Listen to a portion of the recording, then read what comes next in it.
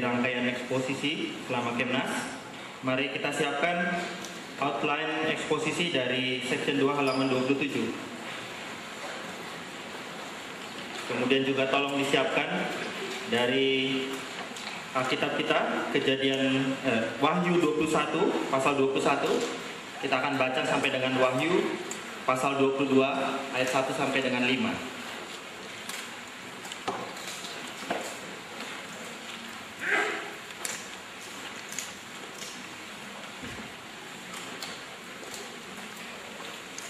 Mari kita akan baca bertanggapan Wahyu pasal 21 sampai dengan Wahyu pasal 22 ayat 1 sampai 5.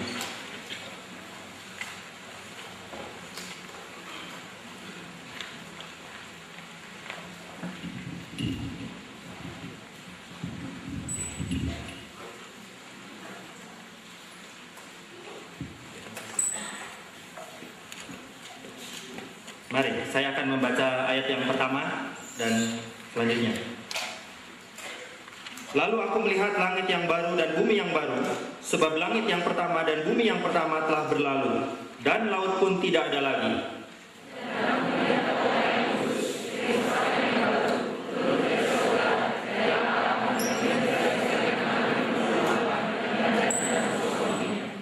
Lalu aku mendengar suara yang nyaring dari tahta itu berkata, "Lihatlah, kemah Allah ada di tengah-tengah manusia, dan ia akan diam bersama-sama dengan mereka.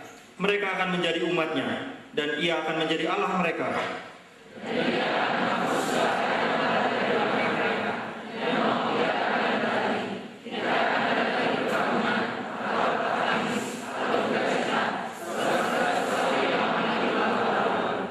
Ia yang duduk di atas tahta itu berkata, "Lihatlah, aku menjadikan segala sesuatu baru." Dan firman-Nya, "Tuliskanlah, karena segala perkataan ini adalah tepat dan benar."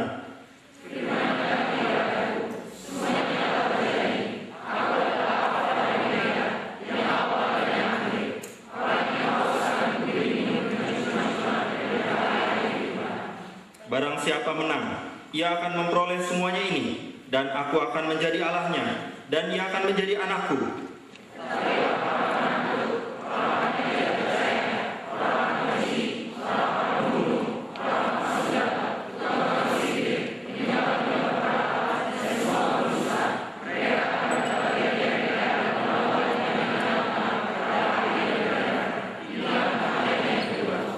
Maka datanglah seorang dari ketujuh malaikat yang memegang ketujuh cawan yang penuh dengan ketujuh malapetaka terakhir itu.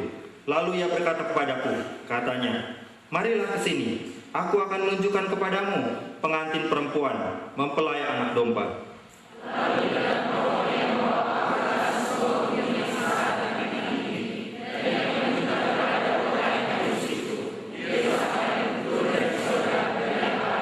Kota itu penuh dengan kemuliaan Allah, dan cahayanya sama seperti permata yang paling indah, bagaikan permata yaspis, jernih seperti kristal.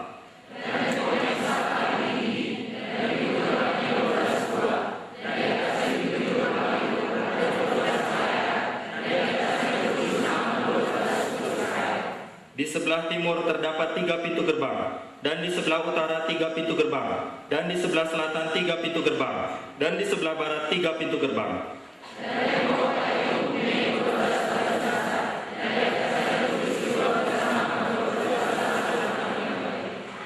Dan ia yang berkata-kata dengan aku mempunyai suatu tongkat pengukur dari emas untuk mengukur kota itu serta pintu-pintu gerbangnya dan temboknya.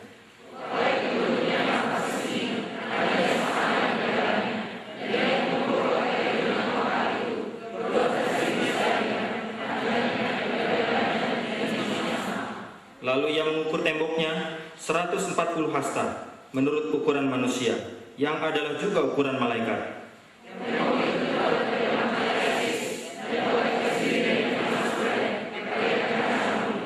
Dan dasar-dasar tembok kota itu dihiasi dengan segala jenis permata. Dasar yang pertama batu yaspis, dasar yang kedua batu nilam, dasar yang ketiga batu mirah, dasar yang keempat batu samrud.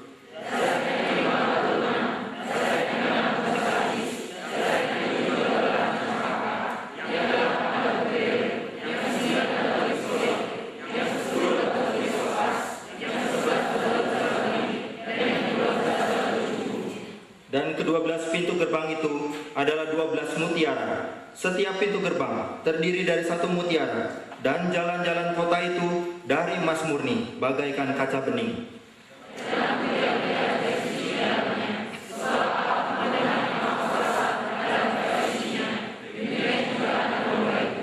Dan kota itu tidak memerlukan matahari dan bulan untuk menyinarinya, sebab kemuliaan Allah meneranginya, dan anak domba itu adalah lampunya.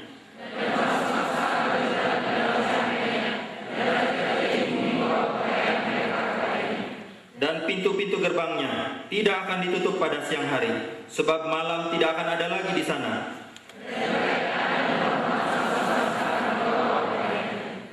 Tetapi tidak akan masuk ke dalamnya sesuatu yang najis, atau orang yang melakukan kekejian atau dusta, tapi hanya mereka yang namanya tertulis di dalam kitab kehidupan anak domba itu.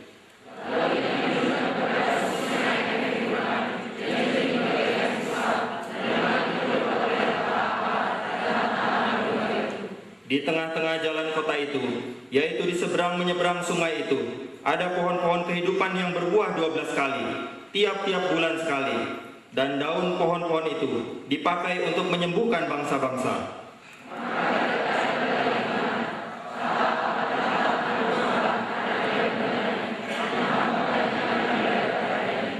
Dan mereka akan melihat wajahnya, dan namanya akan tertulis di dahi mereka.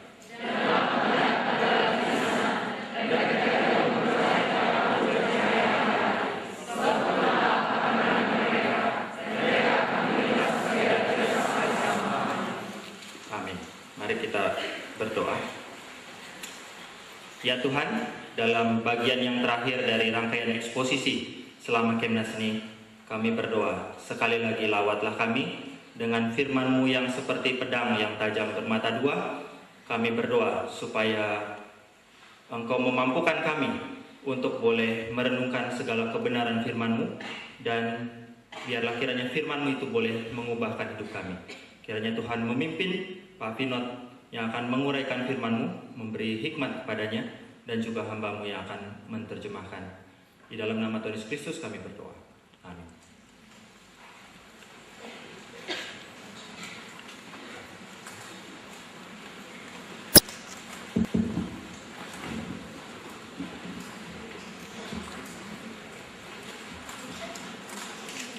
Selamat pagi. Good morning.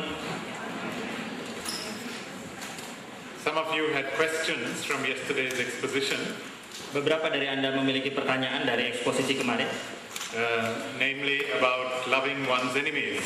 yaitu tentang mengasihi musuh. Obviously, one exposition is not enough to cover such a deep and important subject. Tentunya memang tidak cukup satu kali eksposisi untuk menguraikan topik semacam itu. This is a subject that the whole church in Indonesia should be grappling with. Inilah topik yang saya yakin yang menjadi pergumulan dari gereja-gereja di seluruh Indonesia. And I believe that you should also share your stories with each other. Dan saya yakin bahwa Anda juga berbagi kisah satu dengan yang lain. Because I'm sure that many of you have very rich experiences of what it means to love your enemies. Karena saya yakin bahwa Anda punya pengalaman yang banyak tentang apa artinya mengasihi musuh. I was talking with one of the senior Perkantas staff yesterday, Saya berbicara dengan salah seorang staf senior Perkantas kemarin, and she was telling me of her painful experience when her young brother was killed in the riots in 1985.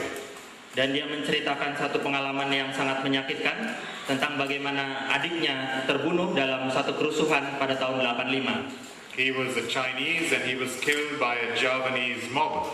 Dia adalah seorang Chinese dan dia terbunuh dalam satu kerusuhan oleh sekelompok orang Jawa. And it took her more than 6 years to get over the bitterness and hatred that she had. Butuh waktu 6 tahun bagi dia untuk melupakan, mengatasi kebencian itu.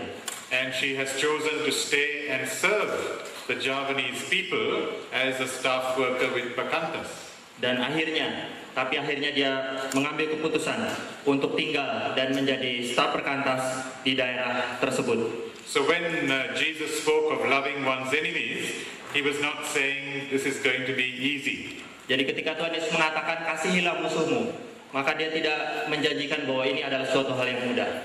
But unless we learn to face those feelings that we carry in our hearts, feelings of bitterness and hatred, tapi kalau kita tidak berusaha mengatasi kebencian yang ada di dalam hati kita, and pray that God would deliver us from these feelings, dan berdoa supaya Tuhan membebaskan kita dari perasaan tersebut, and to show us practical ways where we can love those who have hurt us, dan menunjukkan cara-cara yang praktis tentang bagaimana melakukan hal tersebut. unless we do that, we have no testimony as disciples of Jesus. Kalau kita tidak bisa melakukan itu, maka kita tidak punya kesaksian tentang bagaimana artinya menjadi seorang murid Kristus. So I urge you to share your stories with one another before this conference is over. Jadi saya mendorong Anda untuk membagikan pengalaman-pengalaman masing-masing satu dengan yang lain sebelum camp ini berakhir. Because in that way we can encourage and challenge each other. Karena dengan cara itu kita bisa mendorong dan memberi semangat kepada yang lain. I will also recommend that you go home and you meditate in Romans chapter 12 and Romans chapter 13. Saya juga menganjurkan supaya Anda merenungkan dari Roma pasal 12 dan pasal 13. Those two chapters must be read together, not separately. Dua pasal tersebut harus dibaca bersama-sama, tidak boleh terpisah. Because towards the end of Romans 12, we are told that we must not return evil for evil. Karena di dalam pasal 12 di bagian akhir disebutkan bahwa kita tidak boleh membalas kejahatan dengan kejahatan. That we must not seek personal vengeance on our enemies. Bahwa kita tidak boleh melakukan balas dendam secara pribadi kepada musuh-musuh kita. But in our personal relationships, we must always seek the repentance, the transformation of our enemies. Tapi di dalam permohonan kita kepada Allah, maka kita perlu terus mengupayakan pertobatan, pembaharuan di dalam diri musuh-musuh kita. And that by doing good to them, we actually win them for Christ. Dan sesungguhnya ketika kita berbuat baik kepada mereka, kita memenangkan mereka bagi Kristus. But that does not mean that we must ignore the evil acts that they have done. Tapi itu tidak berarti bahwa kita bisa mengabaikan begitu saja kejahatan yang sudah mereka lakukan. Because in the very next chapter, Paul goes on to say, karena dalam pasal berikutnya langsung, maka Paulus melanjutkan that the reason why God has instituted government is to see that the guilty are punished and the innocent are protected. Karena salah satu alasan utama kenapa Tuhan memberikan pemerintah-pemerintah adalah supaya orang jahat dihukum dan kebenaran ditegakkan. So it is our Christian responsibility to see that the magistrates and the police do punish evil actions. Jadi merupakan satu tanggung jawab Kristen untuk mewujudkan bahwa polisi, bahwa para hakim dan sebagainya itu mereka melakukan fungsi keadilan mereka. It is our Christian responsibility to claim our rights as citizens. Merupakan satu tanggung jawab Kristen untuk mengklaim hak-hak kita sebagai warga negara. To ensure that the police are impartial in protecting all innocent victims. Untuk meyakinkan bahwa para polisi akan melakukan tugas mereka secara netral, tidak pandang bulu. And bringing to justice all who have acted criminally. Dan menegakkan keadilan terhadap orang-orang yang berbuat jahat. So some of us should think of even joining the police. Jadi saya mengajak supaya di antara kita ada yang sungguh-sungguh berpikir tentang bagaimana menjadi polisi. Think of the influence that we can have as Christian police officers or Christian magistrates. Dengan mempertimbangkan pengaruh yang besar dari seorang polisi atau dari seorang ahli hukum. We should also work together with many secular Muslims who also care about law and order and democracy. Dan kita perlu juga bekerja sama dengan saudara-saudara kita dari Muslim sekuler untuk mewujudkan satu keadilan dalam masyarakat. We should join human rights organizations. Kita perlu bergabung dengan organisasi-organisasi hak asasi manusia. So that we develop a culture of non-violence in this society. Sehingga kita, dengan kata lain, kita sedang menumbuhkan satu suasana yang anti kekerasan di dalam masyarakat kita. So as I said yesterday, we should not wait till violence comes to us. Jadi seperti yang saya katakan kemarin, jangan tunggu sampai kekerasan itu datang kepada kita. But we must be actively involved in promoting dialogue, in participatory democracy wherever we are. Jadi sebagai gantinya, maka kita harus secara aktif mencegah kekerasan ini dengan meninggikan demokrasi dan melakukan hal-hal lain yang bisa mencegah kekerasan datang. So you see this double side even in the Apostle Paul's own life. Jadi kita melihat dua sisi yang berdampingan ini bahkan muncul di dalam kehidupan Rasul Paulus. He refuses to take personal revenge. Dia menolak untuk kita melakukan balas dendam secara pribadi. But he also claims his rights as a Roman citizen. Tapi dia juga mengklaim haknya sebagai warga negara Roma. One example is at the end of Acts chapter 16. Salah satu contoh adalah Kisah Rasul pasal 16 bagian yang terakhir, where Paul and Silas are unjustly imprisoned and beaten up by the police. ketika Paulus dan Silas secara tidak adil, diperlakukan tidak adil, kemudian dipukuli oleh polisi. But they suffer that injustice without retaliation. Tapi mereka menjalani penderitaan itu tanpa balas dendam. But next day when the authorities come and ask them to leave the city, tapi pada hari berikutnya, ketika para penguasa mendatangi mereka dan meminta mereka untuk meninggalkan kota, Paul and Silas refuse, they disobey. Paulus dan Silas menolak, mereka tidak mau ikut. They demand a public apology from the authorities. Mereka menuntut permohonan maaf secara terbuka dari para penguasa. They say, we are Roman citizens, but you have treated us against the Roman law. Dia mengatakan bahwa kami ini adalah warga negara Roma, dan kalian sudah memperlakukan kami bertentangan dengan hukum Roma. So unless you apologize, we will not leave the city.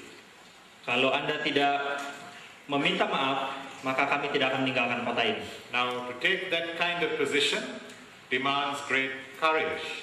Untuk melakukan hal tersebut butuh keberanian yang besar. To absorb the wrong that people do to us,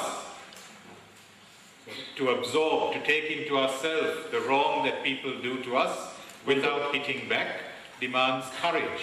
Untuk menelan kesalahan yang dilakukan orang terhadap kita tanpa membalas dendam, but also to expose, to speak out against the wrong that people do also demands courage. Tapi juga untuk mengangkat ke permukaan kejahatan yang dilakukan orang terhadap kita, itu membutuhkan keberanian. To see that the authorities that God has appointed perform their God-appointed responsibilities. That also requires courage. To see that God's appointed authorities perform their responsibility. Untuk melihat bahwa Allah mempercayakan kepada para penguasa ini supaya, dan kita melakukan bagian kita supaya mereka melakukan tanggung jawab mereka. That also takes great courage. Itu juga membutuhkan keberanian. Today we are going to look at our Christian hope. Hari ini kita akan melihat pada pengharapan Kristen kita. Because what gives courage to us in difficult situations is hope. Karena apa yang memberikan keberanian kepada kita dalam saat-saat yang sulit adalah pengharapan. We can face violence, we can even face death, because we have a hope that is greater than death. Kita bisa mengatasi kekerasan, bahkan kita bisa mengatasi kematian, karena kita punya pengharapan. It is that hope that can sustain us in the present world. Pengharapan itulah yang bisa menopang kita dalam kehidupan kita saat ini. And so I would like you to turn to that passage we read together, Revelation 21. Mari kita melihat pada apa yang sudah kita baca tadi dari Wahyu pasal 21. Notice how we began with Genesis 1, and now we are at the end of the Bible in Revelation 21 and 22. Perhatikan bahwa kita mulai pada hari yang pertama dari Kejadian pasal 1, dan sekarang kita mengakhirinya dengan Wahyu. And I want to encourage you all to learn to read the Bible from cover to cover. Dan saya menganjurkan supaya Anda belajar untuk bisa membaca Alkitab dari depan sampai belakang. Many of us, we read the Bible in a selective way. Banyak dari kita membaca Alkitab comot-comot. We think of the Bible as a collection of verses. Kita berpikir tentang Alkitab sebagai kumpulan dari ayat-ayat. And we all have our favorite verses. Dan kita semua punya ayat-ayat favorit or even our favorite books. atau bahkan kitab-kitab favorit. But we have to get into the discipline of reading the Bible from Genesis to Revelation regularly. Tapi kita perlu punya disiplin untuk membaca Alkitab dari depan sampai belakang secara teratur. So you should have a Bible reading plan. Anda perlu punya rencana untuk membaca Alkitab secara teratur. To read through the whole Bible once every 3 years. Untuk membaca seluruh Alkitab setiap 3 tahun. Because the purpose of Bible study is not to get more information about the Bible. Karena tujuan dari PA, pemahaman Alkitab, bukanlah untuk mendapatkan informasi yang lebih banyak tentang Alkitab, but to look at our world through the Bible. tapi untuk melihat dunia yang kita hidupi ini melalui perspektif Alkitab. From Genesis to Revelation, the Bible is one story. Dari Kejadian hingga Wahyu, Alkitab merupakan satu kisah yang menyatu. And we must learn to live inside that story. Dan kita perlu belajar untuk hidup di dalam kisah tersebut. To soak our minds, our lives in that story. Untuk menenggelamkan pikiran kita di dalam kisah tersebut. So that we read our world through the Bible story. Sehingga kita bisa melihat dunia yang kita hidupi ini melalui kisah-kisah di dalam Alkitab.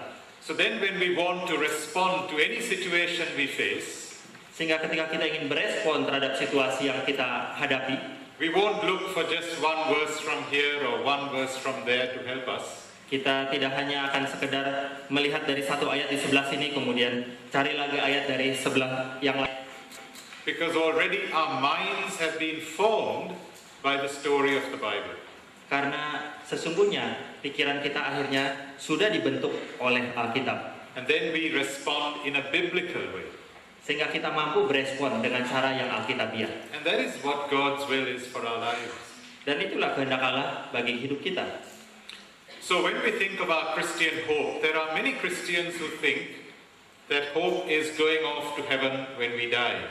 Jadi ketika kita bicara tentang pengharapan Kristen, maka banyak orang berpikir bahwa pengharapan itu adalah bahwa setelah kita mati maka kita akan pergi ke surga. In other words, hope is something individualistic. Dengan kata lain bahwa pengharapan itu adalah sesuatu yang individualistik. And hope has to do with going to another world. Dan pengharapan itu berkaitan dengan pergi ke dunia yang lain. But here in Revelation 21, we see that heaven comes down to earth. Tapi di dalam Wahyu 21 kita melihat bahwa ternyata surga yang datang ke bumi. That it is this earth that is going to be our future home. Bahwa bumi ini yang akan menjadi masa depan kita. Not some other world. Bukan dunia yang lain. God cares about this earth because He created this earth. Allah peduli dengan bumi ini karena Dia menciptakan bumi ini. And if we turn our backs on this world, we are turning our backs on the Creator God. Jadi kalau kita tidak peduli terhadap bumi ini, maka kita berarti tidak peduli terhadap Allah pencipta. But John sees here in this vision of heaven coming down to earth. Tapi di sini kita melihat bahwa Yohanes melihat bahwa surga turun ke bawah ke bumi. He sees an earth that is now transformed by the presence of God. Dia melihat bahwa bumi sekarang diubahkan oleh kehadiran Allah. The whole book of Revelation is about two cities. Seluruh kitab Wahyu adalah berbicara tentang dua kota. One city is called Babylon and the other city is called Jerusalem. Kota yang pertama disebut Babel dan kota yang kedua disebut Yerusalem. Babylon in the Old Testament was one of the oppressive empires that opposed God's people, Israel. Di dalam Perjanjian Lama, Babel adalah satu kerajaan yang menindas umat Allah, menindas Israel dan menentang Allah. But in the book of Revelation, Babylon is not just a historic empire. Tapi di dalam kitab Wahyu yang disebut Babel di sini bukan sekedar menunjuk pada satu kerajaan yang historis, but it is a symbol of all human empires. Tapi ini merupakan satu simbol dari seluruh kerajaan umat manusia. It is a symbol of all oppressive, anti-God political and economic systems. Ini merupakan satu simbol dari segala macam sistem yang bersifat anti Allah dan bersifat menindas manusia. And in John's own time, Babylon is represented by the Roman Empire. Dan di dalam masa Yohanes maka Babel ini merupakan satu simbol yang menunjuk kepada kerajaan Roma. Rome claimed to bring world peace to the nations. Roma mengakui dirinya sebagai kerajaan yang membawa damai bagi seisi dunia. The Roman armies were everywhere. Tentara Roma ada di mana-mana. Roman civilization had spread throughout the world. Peradaban Roma tersebar di seluruh dunia. Rome promised to bring prosperity to all nations. Roma menjanjikan bahwa dia akan membawa kelimpahan kepada bangsa-bangsa. But John sees Roman power differently. Tapi Yohanes melihat kerajaan Roma secara berbeda. He himself is in exile on the island of Patmos. Dia sendiri berada dalam pembuangan di satu pulau yang bernama Patmos. Many of his fellow Christians are facing persecution by the Roman power. Banyak saudara-saudara seimannya yang mengalami penganiayaan karena pemerintahan Roma. He sees the way that people are getting poorer and poorer. Dia melihat bagaimana manusia menjadi semakin miskin dan semakin miskin. He sees the idolatry and the corruption of Roman civilization. Dia melihat penyembahan berhala dan korupsi di dalam kerajaan Roma. So he is looking at Roman power through the eyes of the victims of Roman power. Jadi dia melihat kerajaan Roma melalui satu perspektif dari para korban yang mengalami penindasan dari kerajaan Roma. So the book of Revelation can be read as almost a political resistance literature. Jadi kitab Wahyu bisa juga dilihat sebagai satu perlawanan politis terhadap kerajaan Roma. It is written to the Christians living in the Roman Empire, Ditulis kepada orang Kristen yang hidup di dalam area pemerintahan Roma, not to share in the idolatrous practices of Roman civilization. supaya mereka tidak ikut-ikutan hidup di dalam peradaban yang menyembah berhala dari kerajaan Roma. Not to be impressed by Roman wealth and Roman power, Supaya tidak terpesona dengan besarnya kuasa kerajaan Roma, but to resist the Roman influence tapi untuk menolak pengaruh Roma, and to be distinctive as Christian people, untuk tetap memiliki keunikan sebagai orang Kristen, even to the point of suffering and death. bahkan sampai pada titik penderitaan dan kematian. So the book of Revelation is a pastoral letter to empower persecuted, suffering Christians.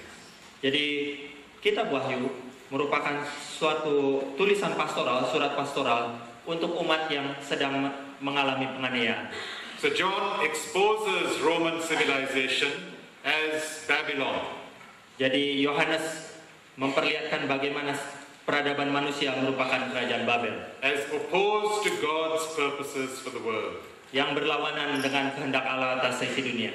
And he points the Christians to another city, Dan dia mengajak orang Kristen untuk melihat pada kota yang lain, God's city, kota Allah, which he calls the New Jerusalem.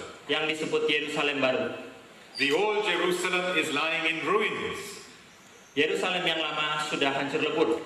In AD 70, the Roman armies destroyed Jerusalem. Pada tahun 70 Masehi, militer Roma sudah menghancurkan kota Yerusalem. So in the book of Revelation, Jerusalem is not that historical city, Jadi Yerusalem yang dimaksud di dalam kitab Wahyu bukanlah Yerusalem yang kota yang historis tersebut, but a future city, a city that is to come.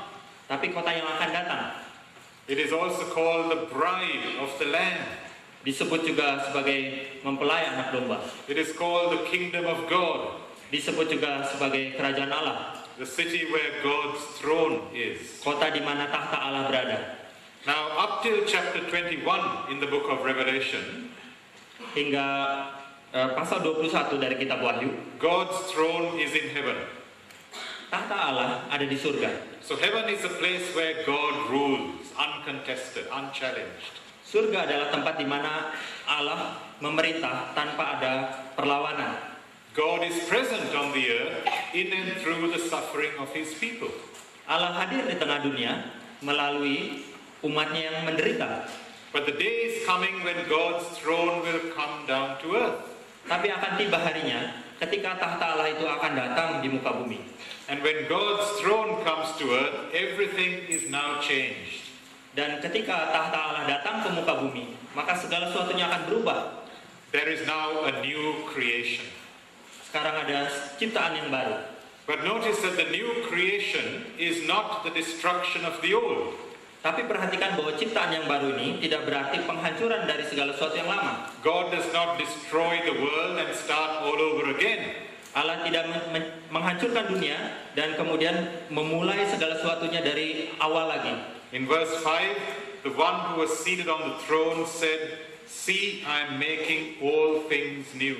Di dalam ayat kelima dikatakan bahwa ia yang duduk di atas tahta itu berkata, "Lihatlah, aku menjadikan segala sesuatu baru." He doesn't say I'm making all new things, but I'm making all things new. Dia tidak mengatakan aku menciptakan sesuatu yang baru, tapi dia mengatakan bahwa aku membuat supaya segala sesuatunya menjadi baru. That's a very important difference to note. Itu merupakan hal yang sangat penting, perbedaan tersebut untuk dipahami. God is not just throwing away all of human history and starting all over again. Allah tidak hanya begitu saja membuang semua kisah sejarah manusia dan kemudian dia memulai dengan yang baru. But what makes the old creation new, Tapi apa yang membuat baru adalah is that now every part of God's creation is filled with God's presence. Bahwa segala aspek ciptaan Allah sekarang dipenuhi oleh kehadiran Allah. God's throne penetrates every part of His creation. Tahta Allah menembusi segala aspek kehidupan umat manusia. And so because the whole earth is now filled with the glory of God, everything is renewed. Dan karena sekarang seluruh dunia diisi dengan kehadiran Allah, maka segala sesuatunya diperbaharui. Now in this chapter, John is struggling with how to communicate that vision to Di dalam pasal ini, maka tampak bahwa Yohanes bergumul keras untuk mengkomunikasikan apa yang dilihatnya. Because when we speak of God, our language fails us. Karena ketika kita berbicara tentang Allah, maka seringkali kita kehabisan kata-kata. And when we speak of a world to come that we cannot even imagine, language fails us. Dan ketika kita bicara tentang dunia yang akan datang, maka sangat sulit untuk menemukan kata-kata untuk menggambarkannya. It is easier to say what that world is not like than to say what it is like. Lebih mudah untuk mengatakan dunia yang akan datang, di dalam dunia yang akan datang itu, dunia itu tidak akan seperti ini, daripada kita harus mengatakan bahwa dunia itu akan seperti ini. So he says what will not be in that new creation. Jadi dia mengatakan apa yang tidak akan ada dalam ciptaan yang baru tersebut. In verse 1 he says there will be no more sea. Di ayat yang pertama dia mengatakan bahwa tidak akan ada lagi laut. Now the sea in the Old Testament was often a symbol of chaos, of social chaos. Laut di dalam perjanjian lama merupakan satu perlambang tentang kekacauan, The forces of evil. tentang kuasa kejahatan. The sea is always restless, never at rest. Laut itu tidak pernah tenang. All the filth from the bottom is brought up to the surface. Semua gejolak dari dasar kemudian selalu naik ke atas. So when he says there will be no more sea, Jadi ketika dia mengatakan bahwa tidak akan ada lagi laut, he's saying all those forces of evil that destroy human life, they themselves will be destroyed. maka ia mengatakan bahwa segala kuasa kejahatan yang menghancurkan hidup manusia itu akan dihancurkan. Then secondly, in verse 4, there will be no more tears and suffering and death. Kemudian di ayat yang keempat dikatakan bahwa tidak akan ada lagi air mata, penderitaan dan kematian. What a beautiful picture in verse 4 of God like a mother wiping the tears from her child's eyes. Betapa indahnya gambaran yang diperlihatkan di sini tentang seorang ibu yang menghapus air mata dari anaknya. Where do you get a picture of God like this in any of the religions of the world? Di dalam agama manakah Anda bisa menemukan gambaran Allah yang seperti ini? So when God comes to rule His world, there will be no more crying, no more weeping. Sehingga ketika Allah datang untuk memerintah atas sisi dunia ini, maka tidak akan ada lagi air mata. Death itself will be destroyed. Kematian itu sendiri akan dihancurkan. And in the resurrection of Jesus, we have a foretaste of that day when death will be defeated. Dan di dalam kebangkitan Kristus, maka kita mengalami buah sulung dari apa yang akan kita alami tersebut. In chapter 22 and verse 3, there is no more curse on the nations. Di dalam pasal 22 ayat 3b dikatakan bahwa tidak akan ada lagi laknat. The curse that we read about in Genesis 3 is now lifted from the human race. Laknat yang kita lihat di dalam Kejadian 3 itu akan diangkat, disingkirkan dari kehidupan umat manusia. Because now when God rules, there is no curse but only blessing. Karena di dalam pemerintahan Allah tidak ada lagi kutuk, tapi hanya ada berkat. And there will be fourthly, no more evil doers. Dan kemudian yang keempat, tidak akan ada lagi orang yang berbuat jahat. Verse 8 and verse 27 tell us that nothing impure or unclean will be there in the New Jerusalem. Ayat 8 dan ayat 27 mengatakan bahwa tidak ada lagi kenajisan dan tidak ada lagi yang tidak murni di dalam Yerusalem yang baru.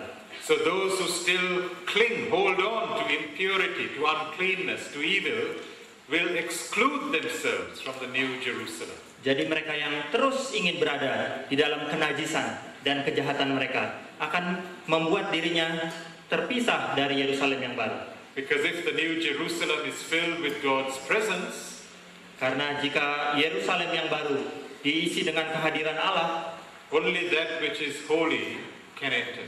Hanya yang kudus yang bisa memasukinya. So there is no place for unrepentant sinners. Jadi tidak ada tempat bagi orang berdosa yang tidak mau bertobat. So that is to look at the New Jerusalem negatively. Jadi disitulah yang barusan tadi kita melihat Yerusalem yang baru dari perspektif yang negatif. But positively, the New Jerusalem represents God's new community. Tapi dari perspektif yang positif, maka kita melihat Yerusalem yang baru sebagai komunitas yang baru dari Allah.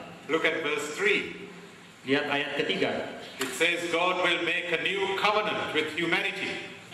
Dikatakan di situ bahwa Allah akan membuat perjanjian yang baru dengan umat manusia. God will make his home amongst human beings. Tuhan akan mendirikan rumahnya di antara umat manusia. Isn't it amazing that God has decided in his freedom to live with us forever? Bukankah satu hal yang menakjubkan bahwa di dalam kebebasannya Allah mengambil keputusan untuk tinggal bersama-sama dengan manusia? It is as if God has tied his future with our future. Sepertinya Allah mengikatkan dirinya dengan masa depan kita. That God has chosen not to be God without us. Allah memilih untuk tidak menjadi Allah tanpa kita. That is the humility of God. Itulah kerendahan hati Allah. He will dwell with them and they will be his people. Dia akan tinggal di tengah-tengah mereka dan mereka akan menjadi umatnya. Notice that is the language of the covenant that was used of Israel in the Old Testament. Perhatikan bahwa istilah yang digunakan menunjuk pada perjanjian yang dilakukan Allah di dalam perjanjian lama dengan Israel. But now that covenant is extended to all nations. Tapi sekarang perjanjian itu kemudian diperluas dengan segala bangsa. That all peoples will be God's people. Bahwa segala bangsa akan menjadi umat Allah. And God will be their God. Dan Allah akan menjadi Allah mereka. Also on a more personal level, verse 7 tells us that we will be God's children. Juga di dalam ayat ke-7 dikatakan bahwa kita akan menjadi anak-anak Allah. In verse 4 of chapter 22, we shall see God's face and God's name will be on our foreheads. Di dalam pasal 22 ayat yang keempat dikatakan bahwa kita akan melihat wajah Allah. This speaks of personal security. We shall be truly known by God. Ini memberikan satu keamanan, rasa aman, bahwa secara personal kita akan dikenal oleh Allah. And we shall see his face. Dan kita akan melihat wajahnya. The face that no man can see on this side of the grave. Wajah yang tidak akan pernah dilihat oleh manusia sebelumnya. The face sums up all that a person is. Wajah merupakan menggambarkan kepribadian satu pribadi secara utuh. So we shall know God as God truly is. Jadi kita akan mengenal Allah sebagaimana adanya. Now in your outline, I have a section where I contrast Babylon and the New Jerusalem. Di dalam outline digambarkan di situ tentang kontras antara Yerusalem yang baru dan Babel. I'm going to skip over that section so you can study it privately. Saya akan melewati bagian tersebut, Anda bisa membacanya masing-masing. But in my remaining time, I want to look at 4 ways in which the New Jerusalem is new. Tapi dengan waktu yang ada, saya ingin mengajak kita untuk melihat kepada 4 aspek dari Yerusalem yang baru. The New Jerusalem, I told you, is God's presence and also God's people amongst whom God is present. Yerusalem yang baru seperti yang saya katakan itu berkaitan dengan Allah yang hadir dan umatnya di mana Allah hadir. So the first thing that the New Jerusalem is Jadi hal yang pertama tentang Yerusalem yang baru is that it is the fulfillment of true human community. adalah bahwa itu merupakan satu penggenapan dari komunitas umat manusia yang benar. We all want to be loved and to love. That's how we were created. Kita semua ingin untuk mengasihi dan dikasihi karena itu natur kita. And here in the New Jerusalem, our longing to love and be loved will be fulfilled. Dan di dalam Yerusalem yang baru itu, maka kerinduan kita untuk mengasihi dan untuk dikasihi itu akan tergenapi. That is why the New Jerusalem is pictured as a bride. Itu sebabnya Yerusalem yang baru digambarkan sebagai mempelai wanita. A bride that has been prepared for the marriage with the bridegroom. Mempelai wanita yang dipersiapkan untuk bertemu dengan mempelai pria. We also read of the New Jerusalem as a place where many nations are gathered. Kita juga melihat Yerusalem yang baru sebagai tempat di mana segala bangsa akan berkumpul. So people from many tribes and language groups are there. Jadi orang dari segala suku bangsa akan berkumpul di situ. It is not a homogeneous community, but there is diversity. Bukan komunitas yang homogen, tapi komunitas yang akan bervariasi. Even the kings of the earth, we are told, are in the New Jerusalem. Bahkan raja-raja bumi dikatakan bahwa mereka akan berada dalam Yerusalem yang baru. Now in the book of Revelation, the kings of the earth are always the enemies of God's people. Perhatikan bahwa di dalam kitab Wahyu, para raja ini selalu merupakan musuh dari Allah. They are the ones who persecute God's church. Mereka adalah orang-orang yang menganiaya jemaat Allah. So here they have been brought to repentance. Di sini kita melihat bahwa mereka sudah dibawa pada pertobatan. They have been converted. Mereka sudah diubahkan. And they enter the New Jerusalem not as kings, but as ordinary people. Dan mereka memasuki Yerusalem yang baru, bukan sebagai raja-raja, tapi sebagai orang biasa. So this vision holds out the hope Jadi visi ini memberikan suatu pengharapan that even the enemies of the church can be converted. bahwa bahkan musuh-musuh gereja itu bisa dipertobatkan. That they can be restored to human community Bahwa mereka bisa dipulihkan untuk masuk dalam komunitas umat manusia with God's people. dengan umat Allah. The New Jerusalem is pictured here as a perfect cube, a cubic shape. Yerusalem yang baru digambarkan sebagai satu bentuk yang kotak, kubus. And in the Old Testament, the Holy of Holies inside the temple had a cubic shape. Di dalam Perjanjian Lama, ruang Maha Kudus itu digambarkan sebagai ruang yang berbentuk kotak kubus. So that here the whole city is a temple. Kita melihat di sini bahwa seluruh kota adalah bait Allah itu sendiri. Because God's glory fills the whole city. Karena kemuliaan Allah memenuhi seluruh kota. And notice too the other symbols that John uses to describe the city.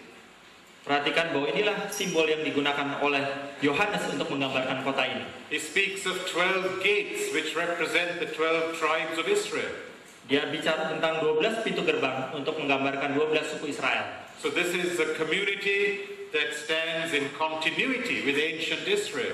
Jadi ini adalah satu komunitas yang berada dalam satu kontinuitas dengan bangsa Israel kuno. The walls have 12 foundations.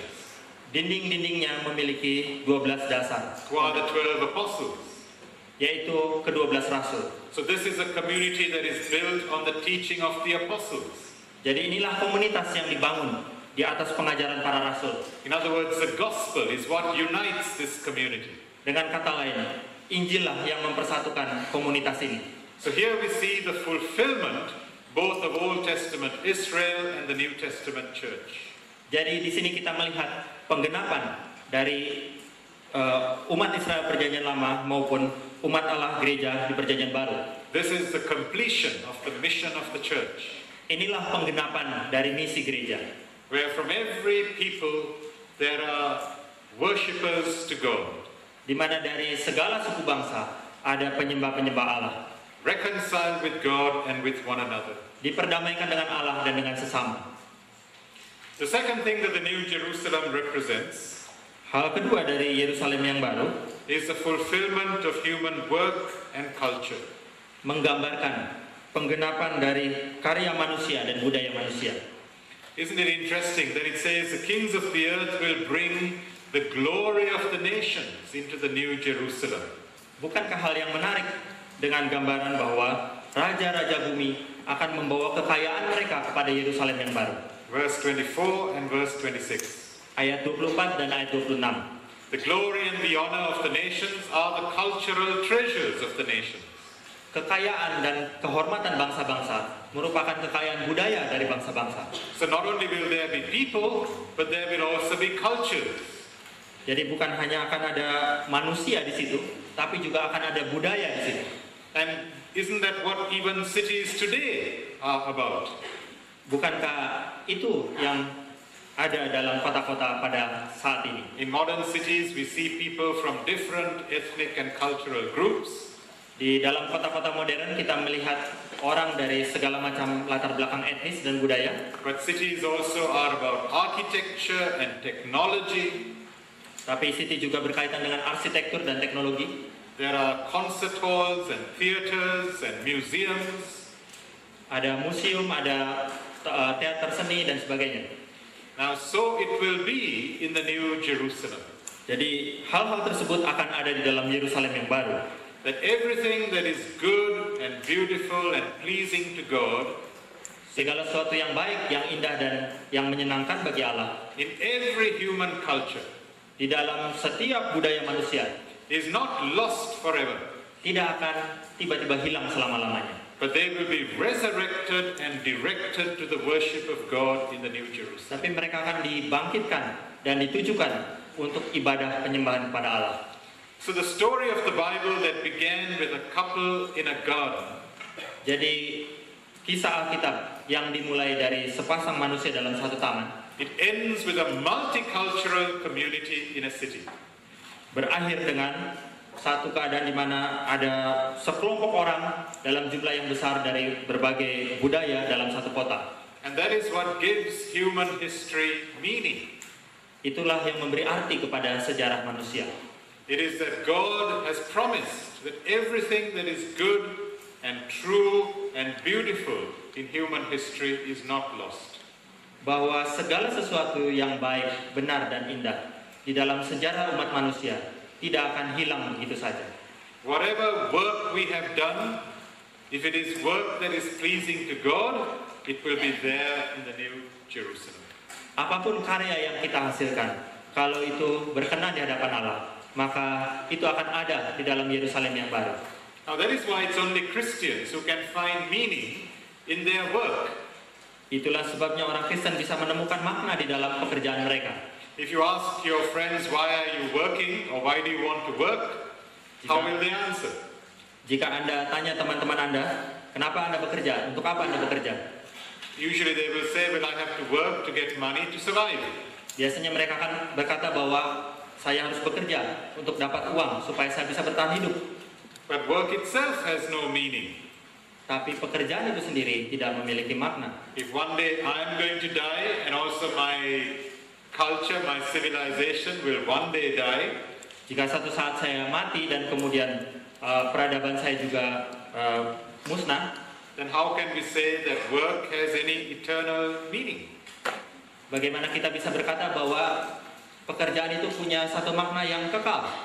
But in the light of the resurrection of Jesus, Tapi di dalam terang kebangkitan Kristus, we can say that whatever is good and beautiful and true and just is not lost with death.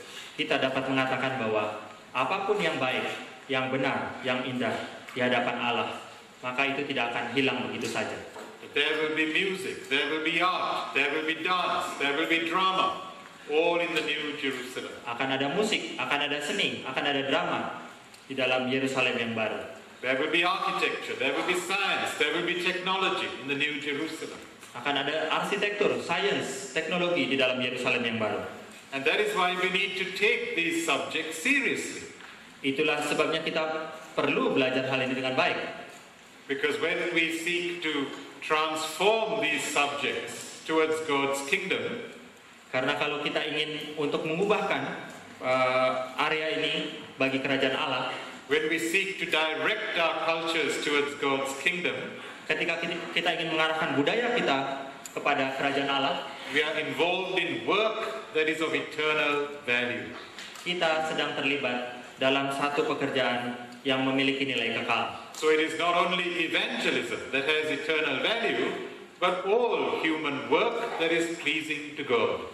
Jadi bukan hanya penginjilan yang memiliki nilai kekal, tapi juga segala karya yang berkenan di hadapan Allah.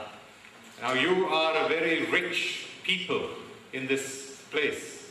Anda berasal dari berbagai hal. You are rich in cultural, ethnic background. Anda memiliki etnis budaya yang kaya. So we should see in our worship the variety of cultural and ethnic styles. Jadi seharusnya kita bisa mewujudkannya di dalam ibadah kita, kekayaan variasi tersebut. There is not only just one way of worshiping God, Tidak menyembah Allah tidak hanya satu cara, one way of leading worship, but there are many. hanya satu cara untuk memimpin ibadah. Ada banyak cara. So we should develop the variety of worship styles at meetings like this. Kita harus mengembangkan gaya ibadah yang bervariasi di dalam pertemuan semacam ini. One thing that disappoints me, and I hope you don't mind me saying this, Satu hal yang mengecewakan saya dan saya harap Anda tidak keberatan, is how many of the songs we sing are just translations of British or American songs. bahwa banyak lagu-lagu yang Anda nyanyikan itu merupakan terjemahan dari lagu dari Inggris atau Amerika. And yet you come from very rich cultures. Padahal Anda berasal dari latar belakang budaya yang sangat kaya. So where are the composers? Where are the artists amongst you? Jadi di mana pencipta-pencipta lagu dari antara Anda? Why don't we have dance here in our worship? Kenapa tidak ada tarian di dalam ibadah? Why don't we have drama, plays through which we can worship God and communicate His message? Kenapa tidak ada drama yang dengannya kita bisa mewujudkan ibadah kepada Allah? Or are we just becoming carbon copies of the missionary culture? Ataukah sesungguhnya kita hanya menjadi fotokopi dari budaya para misionaris? This is something for you to think about. Ini merupakan hal yang perlu Anda renungkan dengan baik. Because the new Jerusalem towards which God is taking us Karena Yerusalem yang baru di mana Allah akan membawa kita ke situ is not just one culture, bukan hanya terdiri dari satu budaya, but a place of many cultures. tapi satu tempat di mana ada banyak budaya di situ. And it's also a challenge to us to take our work seriously Dan ini juga sekaligus merupakan tantangan supaya kita bekerja dengan sungguh-sungguh and to think deeply about how to direct the work that we do towards the values of God's kingdom. dan untuk berpikir dengan secara mendalam tentang bagaimana membawa nilai-nilai kerajaan Allah ke dalamnya. And then thirdly, the New Jerusalem represents the fulfillment of beauty. Dan yang ketiga, Yerusalem yang baru ini menggambarkan satu puncak dari keindahan. Do you notice how John is struggling with words to communicate what a beautiful place the New Jerusalem is? Kita melihat bagaimana Yohanes sangat bergumul dengan kata-katanya untuk bisa menggambarkan betapa indahnya Yerusalem yang baru. He has to use words like glory, Dia menggunakan kata-kata seperti kemuliaan, and splendor and brilliance and light shining. keindahan, cahaya yang bersinar-sinar. He speaks of many jewels, precious stones, Dia berbicara tentang permata. because when we want to describe something that is beautiful, we often have to use the language of gems and jewels. Karena kalau kita ingin menggambarkan keindahan dari sesuatu, seringkali kita harus menggunakan bahasa tentang batu berharga, permata. Because when you see a beautiful diamond, your breath is taken away.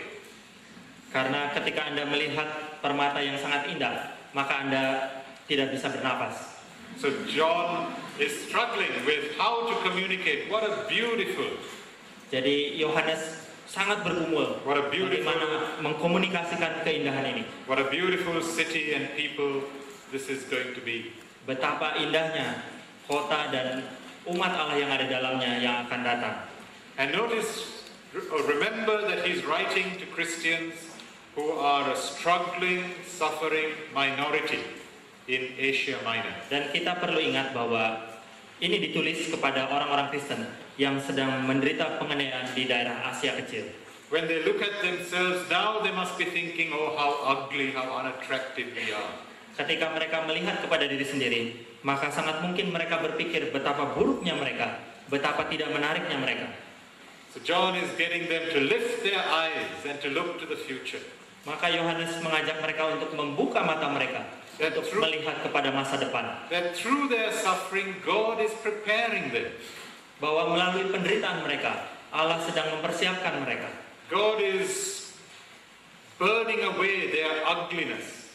Allah sedang membakar hal-hal yang buruk di dalam diri mereka. He is preparing them like a bride being prepared for her husband.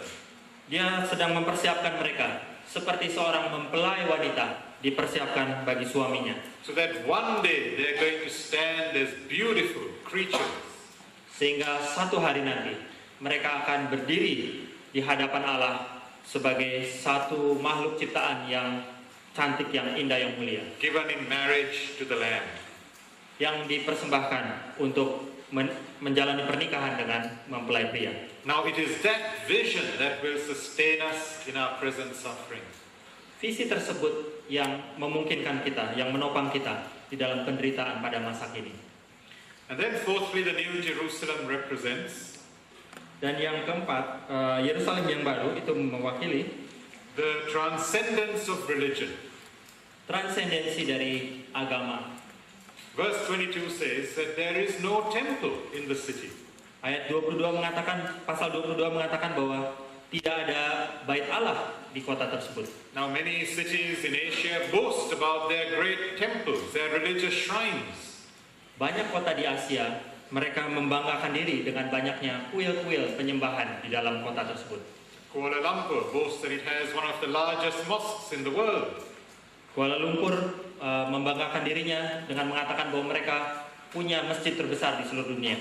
Hong Kong boasts that it has the largest statue of the Buddha in the world.